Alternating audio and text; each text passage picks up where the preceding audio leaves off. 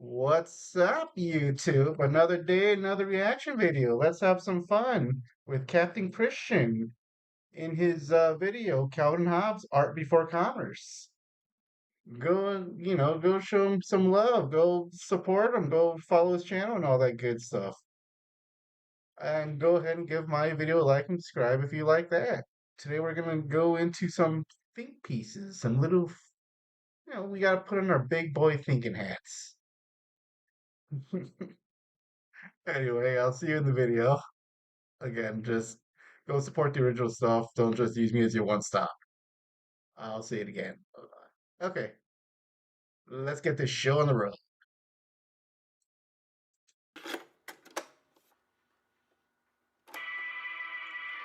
Let's do this.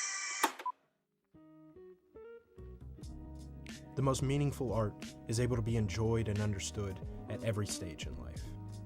With Calvin and Hobbes, you're always discovering something new. Read them when you're 6 and fall in love with the colorful adventures of a boy and his tiger, but revisit them when you're 16 or 26 and they take on an entirely different but equally impactful meaning.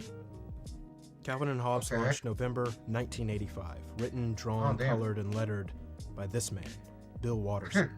Watterson was only 27 years old when Calvin and Hobbes was picked up for syndication, and he had gone through several rejected projects before finally landing on the one strip that would reshape the way people looked at newspaper comics. They weren't just throwaway cartoons. He firmly believed that an artist's work shouldn't be judged by the medium for which it was created. There's no such thing as low and high art, just creations that either speak to people or don't. Part of what That is so fucking true. While a lot of people don't, I guess in the art community, if for lack of a better term, that talk about at least art in those, they don't directly talk about it in those terms, but they do treat them in those terms, and that's absolutely fucking crazy to me. Oh, it's funny, it's the things they don't say, but you gotta see the actions to kind of get what they're trying to, how they view you. makes the strip so timeless is that you don't need to understand the pop culture or political context of the late 80s and early 90s in order to enjoy it. There was a focus on asking questions and exploring ideas, rather than commenting on current topics as comic strips often did. Yeah. Watterson challenged Bloom County. That's a comic strip not a lot of people talk topics about as enough. comic. Bloom County, I think that's, I'm gonna be honest, I don't know what that middle one is, but I know Blue Dock's at the bottom. But yeah, not a lot of people talk about Bloom County anymore. They deserve their love, man. Strips often did. Watterson challenged readers on issues of gender inequality, religious identity, education, environmentalism, philosophy, and so much more. He didn't let those 2-inch panels restrict him to cheap gags or sloppy artwork. He used it as an opportunity to get people to think outside the box, or at the very least, rethink how they thought inside it. Reading Calvin and Hobbes makes you want to be an artist, an explorer, a philosopher. A simple 4-panel strip can occupy your mind for an entire day. It perfectly captures the complexities of a 6-year-old's imagination, from the infinite possibilities of a cardboard box to the heroic aspirations we all had as children. As the comic evolved, Watterson rendered the world inside Calvin's mind in an increasingly hyper-realistic style, while the mundane retained a more traditional comic strip look. Calvin's fantasies are always more vivid and more real than his own reality. That contrast added a unique and visually engaging dimension to the strip, and it's the details like those that set it so far ahead of its contemporaries. Watterson was constantly pushing the artistic and conceptual limits of the form. Drawing comic strips comes with heavy constraints. Chief among them is drawing space. Early newspaper editors developed a system that would maximize the number of strips on a page, and with the dying print industry, those spaces slowly became smaller and smaller. Watterson fought with the syndicates for more artistic freedom to explore alternative panel layouts and page designs. He often even experimented with throwing out the format completely, making for some incredibly dynamic artwork. But it wasn't just Watterson's draftsmanship that You think about it, nothing. Even in the comic strips, just regular comics don't always play with the fucking borders that well. Where you just see in one of the panels, he is Hobbs is in the fucking circle pan. Where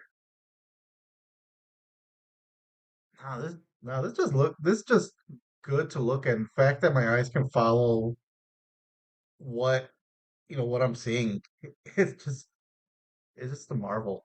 Like, well, not a marvel, but like it's just amazing that he's able to draw your eyes in the correct sequence when it's not your usual layout. Like, okay, for thank you. Like, I'm trying to think of the best way to phrase that. Alternative panel layouts and page designs. He often even experimented with throwing out the format completely, making for some incredibly dynamic artwork. But it wasn't just Watterson's draftsmanship that made the comic so exceptional. His strips have substance. Too often with short-form storytelling, characters become dull, interchangeable props for the humor. And comic strips can be more than a 3-panel build-up to a bad pun.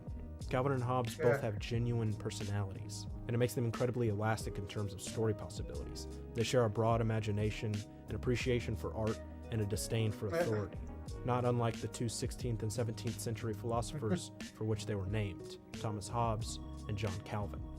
So many strips rely on the punchline, which makes their characters plastic and predictable.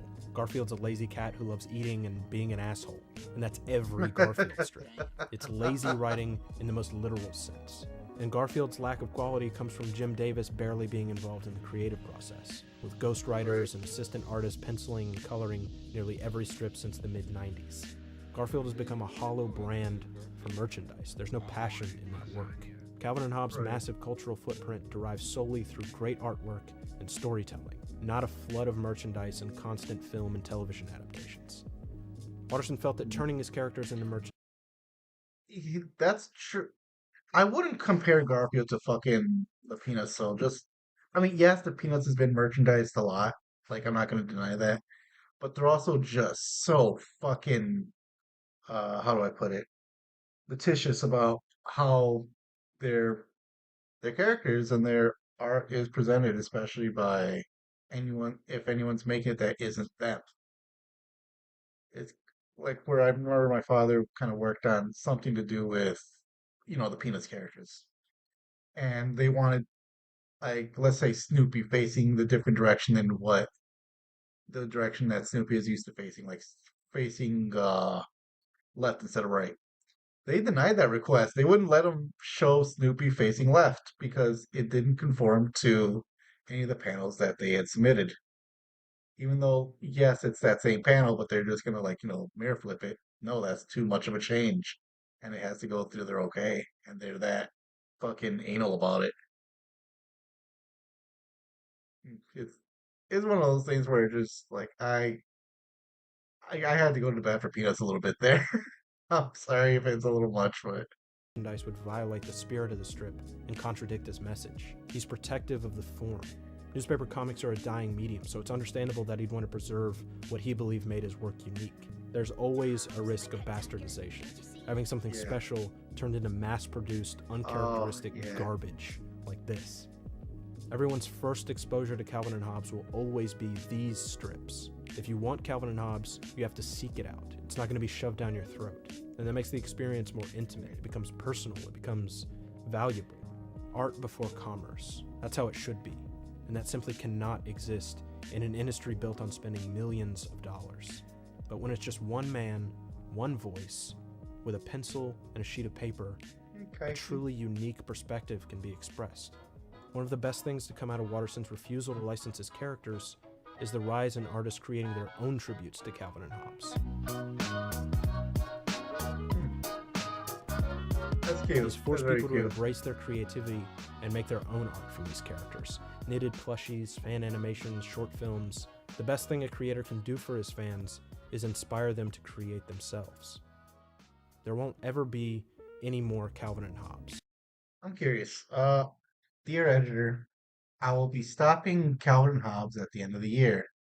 This was not a recent or an easy decision, and I leave with some sadness.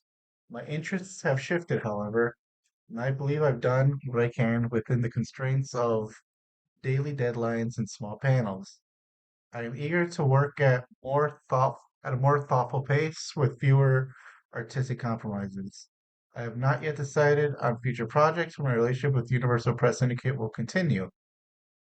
That so many newspapers would carry Calvin Hobbes is an honor I'll long be proud of. and I greatly appreciate your support and indulgence over the last decade. Drawing this comic strip has been a privilege and a pleasure, and I thank you for giving me the opportunity. Sincerely, Bill Watterson. Oh man. Yeah. After 10 years of creating that world, Watterson has said everything he wanted with those characters. And outside of appearing in a few panels at Pearls Before Swine and this oil painting of Petey Otterloop he did for a Parkinson's charity, Watterson seems to be done with comics. But that doesn't mean it's over. I see kids today reading Calvin and Hobbes with the same enthusiasm I had as a child. Art is never done as long as it has an audience. Even in a few panels, you can develop characters and express an outlook on life as the months go by, and before you know it, readers are seriously invested in the world that you've created.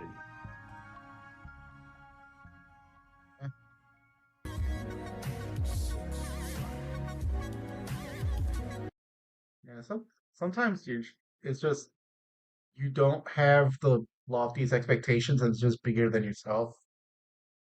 Or it becomes bigger than yourself, I should say. Whatever you're creating, and that's